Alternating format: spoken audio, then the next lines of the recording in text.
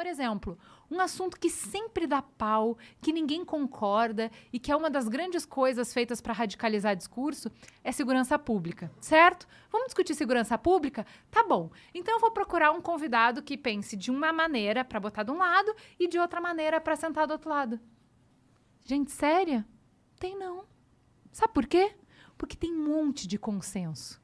Fora do holofote e fora da política, quem trabalha mesmo não vai falar que tem que matar, não vai falar que vai resolver o problema da penitenciária com brutalidade policial. Não tem policial sério que fala isso, entendeu? Sim. Porque o que a galera fala? Cara, quer saber o que diminui violência? A gente tem aqui, ó, em todos esses estados, o que aconteceu foi, coloca policiamento aqui, coloca monitoramento aqui, coloca isso, aquilo. Isso já diminui em X% não sei o quê. Então, assim... Tem um monte de coisa, em um monte de área. Óbvio que tem ideologia, claro que... Mas é uma outra camada. Por quê? Porque da onde a gente veio, a gente já caminhou. O que a gente precisa fazer para chegar? Porque a maior parte de nós concorda em para onde a gente quer ir. Tem muita coisa básica que a gente precisa melhorar. Sim. E a estratégia para chegar lá... Todo mundo já sabe qual é a gente também, devia... né? Assim, a gente realmente dava para falar assim, ó... Vamos fazer o que a gente concorda e quando chegar a parte que a gente discorda, a gente volta a conversar? Bom, porque tem coisa pra caramba pra fazer, cara. A gente já fez vários programas que depois o ouvinte falando, vocês não estão levando gente que discorda. Não tinha dois lados nessa conversa, tinha um só. Eles concordaram.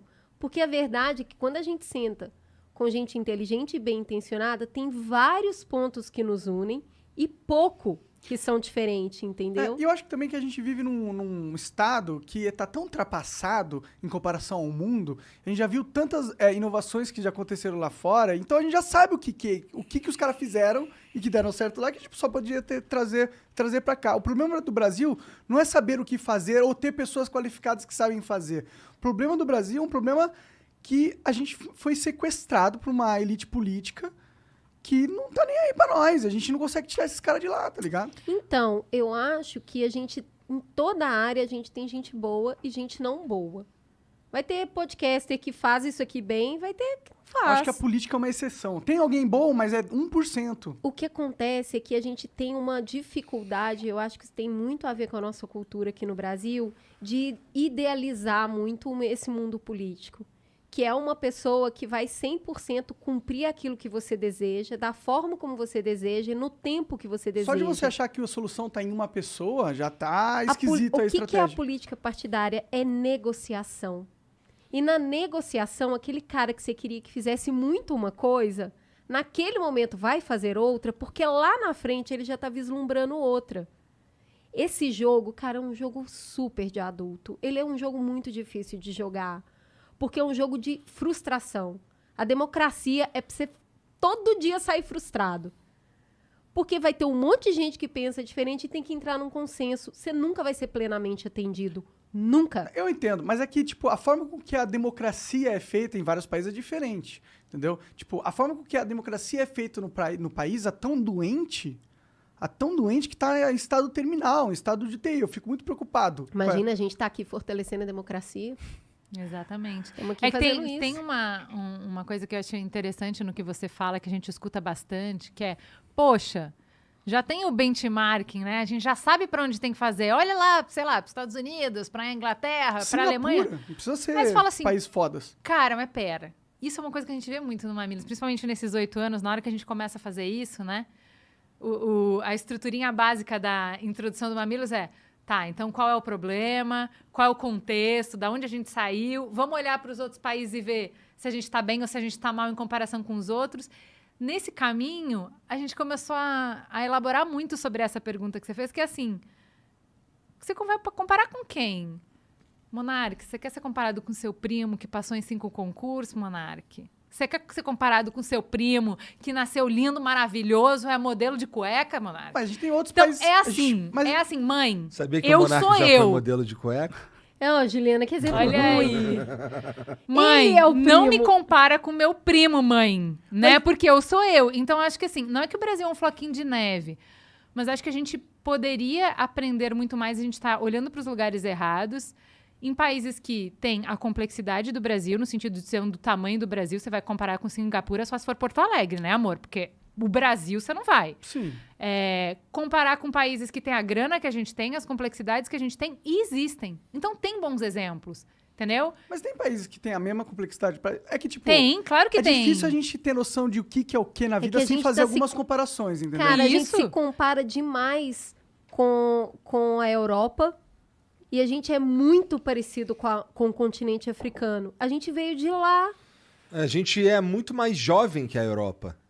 Pô, Né? e não é só questão de idade, não. É a composição aqui no Brasil, e eu acho que o Brasil é esse lugar difícil de ser reproduzido, porque ele é um lugar que foi criado em cima da violência.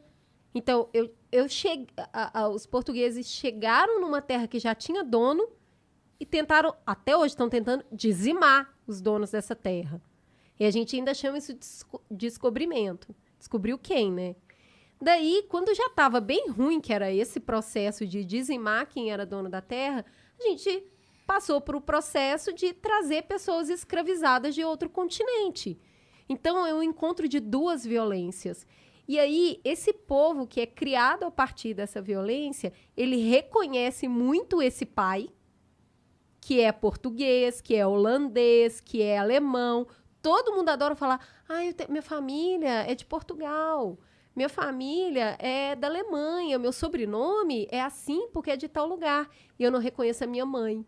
A minha mãe é a mulher preta, a minha mãe é a mulher indígena, que foi estuprada. A gente nasceu de um processo muito violento. Se a gente não sentar e conversar... É tipo terapia. Se você não resolver um processo de 500 anos de uma violência e reconhecer não é arrumar não, tá? Uhum. Reconhecer é eu falar, putz, deu ruim, né, cara? A gente viveu 350 anos de uma escravidão regularizada. O mundo viveu, Ai, né? Cris, puta, tem muito tempo, né? Não vamos superar. Não, tem bem menos tempo que a gente tá livre do que a gente ficou preso. O Brasil foi o último país a liberar a escravidão do mundo. Só tem 3 gerações. Se você conversar com uma quarta, pessoas que têm bisavós velhinhos podem te falar de processos escravizatórios. Sim. Então, se você sabe... A família da minha namorada veio do quilombo, ela falou. Então, esses processos, se você encontrar uma pessoa que foi escravizada, ou seja, ela foi sequestrada, ela não tem direito a nada. Aí você vai pro filho, né? Esse filho, ele já chegou ali numa vida liberta, a gente pode questionar que liberdade é essa, né? Mas esse filho já foi para um processo capitalista, que é eu preciso trabalhar, eu preciso gerar dinheiro. Aí esse neto... Mas eu não tenho terra. Não e eu tenho não nada. posso Não ficar, posso e eu não posso votar, ficar não à tenho toa, terra. senão eu vou ser presa. Exato. Lei da vadiagem é isso, né? Que ficou em vigor no Brasil quase um século. Se você estiver na rua de bobeira, eu te prendo.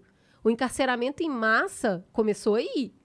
Mas eu não tenho onde ficar, eu não tenho casa, eu não tenho emprego. Não, tá vadiando. Então eu te prendo. Então, esse filho já lidou com essa situação, liberto. Aí ele ralou. Aí esse neto já tinha um teto. Esse bisneto já foi para a escola. Esse tataraneto formou na faculdade. A gente está falando de 4, 5 gerações de gente que saiu de um processo escravizado e por pura resistência conseguiu chegar no que a gente está vendo hoje. Isso demora, gente. Eu concordo com você, mas eu discordo de você também. Eu concordo no ponto que isso que você falou é verdadeiro e é pleno. A gente tem uma carga histórica de desigualdades e de injustiças que a gente carrega até hoje e que a gente não vai se livrar dela instantaneamente. Vai demorar muitos, talvez milênios, para a gente corrigir essa deturpação causada na sociedade por causa de ações como essa. Porém, eu discordo que o problema a gente não consegue avançar, que é por causa desse nosso histórico, entendeu? Não, concordo. Porque os Estados Unidos ele tem um histórico parecido, é claro que é diferente, porque os ingleses não foram lá pra extrair tudo dos Estados Unidos. Exato, é por isso que eu fiz a comparação com o seu primo que tem o pai rico, com você, entendeu? Sim. Que você fala assim, mãe, né, meu primo fez inglês, teve todas as oportunidades, estudou em colégio particular, não sei o quê. Você quer mesmo comparar? Você queria que eu passasse em todos os concursos estudando em escola pública? Mãe, não compara coisas que são diferentes, com certeza, entendeu? Com certeza. O que eu argumento aqui é que o Brasil ele tem um problema que o problema não vai ser resolvido com essas pequenas boas mudanças que a gente coloca em algumas políticas ali e aqui, entendeu? Ah, sim. Ele tem um problema que é tão estrutural e tão gigantesco que se a gente não atacar esse problema, não adianta a gente arranjar as outras coisas, que a gente não vai resolver o problema do país. Foi isso que eu quis dizer quando a gente tem uma elite Qual que política você acha que é o maior problema do Brasil? O maior problema do Brasil é que a população ela não fica ligada na política para resolver os problemas delas ou para exercer o seu poder político. A maioria da população brasileira vê a política como uma corrida de cavalos ou um jogo esportivo de futebol, meu time contra aquele time. O maior problema é que o povo ele não tem propostas, ele não se une, a gente está dividido pra caralho, a gente não tem nem estrutura organizacional entre a gente para demandar as mudanças estruturais que a gente precisa ter no sistema. Primeiro passo que a gente tinha que ter era criar essa estrutura, um consenso em qual, primeiro a gente tinha que ter uma mudança que todo mundo pudesse se unir atrás dela e que fosse uma mudança que, no sistema, que fosse uma mudança que permitisse a gente virar o jogo, em vez de continuar indo para essa... Você acha que é factível ter uma proposta que todo mundo concorde? Eu acho que é mais factível do que você ter milhares de propostas que todo mundo concorde. Entendeu? Tipo, é mais fácil você colocar uma causa e organizar todo mundo numa grande causa que muda do que você organizar milhares de causas e fazer com que todas essas causas em união mudem o sistema. Mas é que a articulação política é isso. É assim, esse direcionamento que você está falando é isso, assim. Putz, vai ser esse cardápio e a gente vai fazer o combo do McDonald's, entendeu? Que assim, eu vou pegar esse sanduíche, essa bebida e essa batata frita e esse foi o combo vencedor. E aí talvez a orientação econômica não é a que eu concordava, mas em compensação eu fui contemplado na parte de direitos civis que eu concordava e talvez o projeto, fala bosta, para esporte eu fui contemplado, mas nisso aqui eu não fui contemplado. Que a gente tenha um projeto que engloba tudo, que todo mundo concorde, isso não vai acontecer. O que eu acho, voltando para o que a gente falou de quanto mais a gente caminha e conversa com pessoas, mais eu acho que ninguém dá conta de tudo, é que a gente tem vários problemas estruturais e que concorrem ao mesmo tempo. Os Estados Unidos têm outros problemas, mas também têm problemas. Cada país tem o seu problema.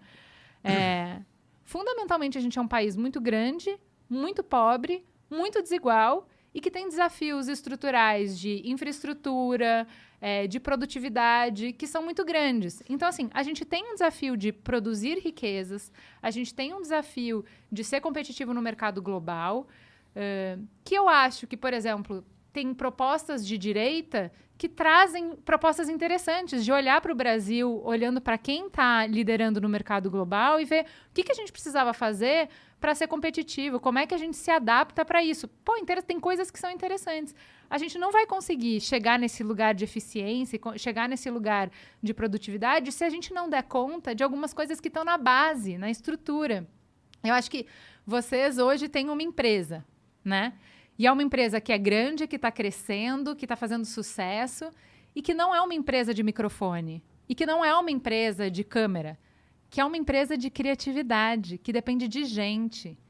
Se as pessoas não estiverem felizes, se elas não acreditarem que isso aqui é possível e que vocês estão fazendo alguma coisa de importante no mundo, não tem como ir para frente. Então, a gente não vai ser produtivo e não vai ser legal pra caramba e não vai criar uma riqueza para que a gente possa viver melhor e tirar as pessoas da pobreza e ter uma vida digna se a gente não der conta dos nós que estão amarrando a gente enquanto indivíduos aqui. Lá em Minas, sabe como é que a gente fala? E aí eu acho que a esquerda tem propostas melhores para isso. Não, mas Então, aí, por isso que eu acho que o diálogo é importante. Porque a gente vai ter que pegar um pedaço daqui e construir esse combo McLanche Feliz que dê conta. E não nessa perspectiva, que eu acho que é isso que a Cris quis falar, de que na próxima eleição a gente tem que avançar. O que a gente vê conversando com essas pessoas brilhantes é que a gente não tinha, na geração dos meus pais, ninguém estava na escola, Monark. 5% da população brasileira estava na escola. Quando a gente fala que a educação no Brasil é uma bosta, que as crianças saem da escola sem saber somar, sem saber ler, é o seguinte: o primeiro passo foi a gente botou todo mundo para dentro da escola. Reconheça. Não compara a Alemanha, não compara a Dinamarca com o Brasil, porque eles não têm esse desafio. A gente colocou no rincão do Amazonas, todo mundo está na escola nesse país. Agora, a gente tem um novo desafio. Como é que essa escola passa a ser relevante para a vida das crianças e prepara elas para o novo milênio? É um puta desafio gigantesco, mas não é que a gente faz tudo errado, que a gente é muito burro, que a gente é muito incompetente. E que todo mundo é melhor que a gente. Não, a gente fez coisa pra caralho, mas tem muito pra fazer. Então bora fazer, galera.